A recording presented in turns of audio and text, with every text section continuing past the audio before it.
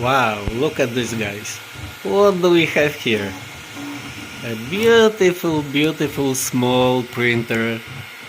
Brand new, it arrived today. It's not a paid advertisement. I bought it from my personal resources.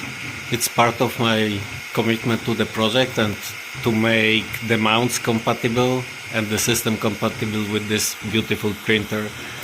And I'm very, very much happy with the quality of the prints on this printer. It's Ender-3 V3 version. I bought it like last week and it just arrived today. But I'm not so happy about the sound of this printer and the speed of the printer even. It looks like on this particular model it seems to be a little even slower than my old printer CR10 with my stabilization system. So by now, after like 1 hour of playing with this printer, I already knew that it will benefit from my models very, very much. And I already figured out how to mount my system on this frame, this bed, this old printer, how to approach it. So you can expect in the coming weeks that my stabilization system will be made compatible with Ender-3 V3 version, and then we'll see which next printer to follow. I kind of lean to buy one of Bamboo Lab printers, which would give me a very good coverage over the different type of frames. So I already have V-slot, then this one will be like solid, and again for Bamboo Labs we have a different one. It's similar to K1, I believe, if I recall them correctly.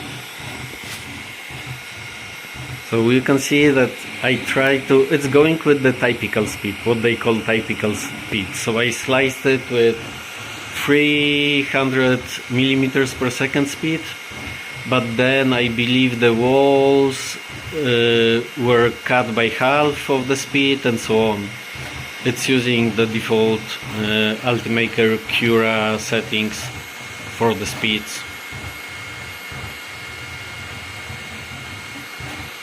So I try to increase the speed like 25%. There's an option in the menu for this, but what we can see here is that the print actually started failing in like 3 places. The model is a brand new model. It's part of V2. It's the best damper so far. The estimated coefficients of this model place it in the top rank of models. So I'm very happy with this, and I already have a more compact version which will be even better. I still need some time to do it. With the complexity of the model that we can see here being printed, I started hitting the limits of Tinkercad.